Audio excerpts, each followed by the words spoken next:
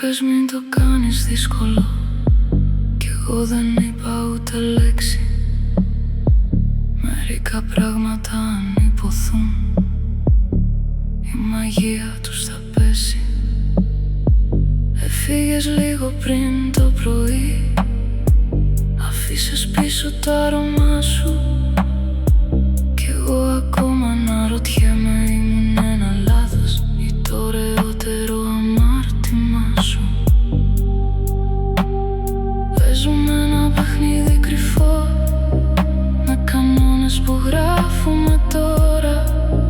Δεν χρωστάμε σε κανέναν εξηγήσεις, μόνο στη στιγμή και την ώρα. Κι αν με ρωτήσουν δεν σε ξέρω, δεν σε φίλησα ποτέ.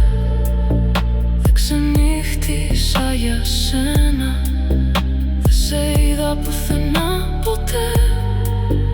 Αν σε δω ξανά μπροστά μου, μη μου πεις ούτε ένα γεια.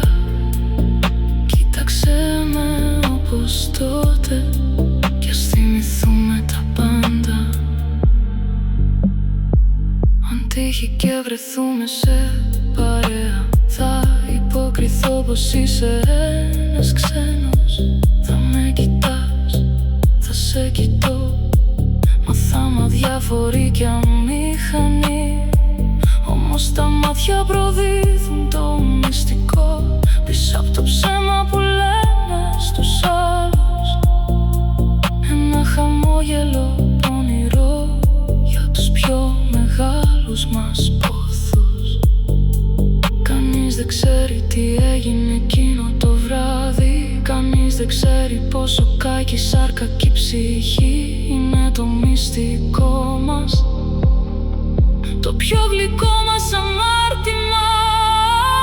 Και με ρωτήσουν δεν σε ξέρω,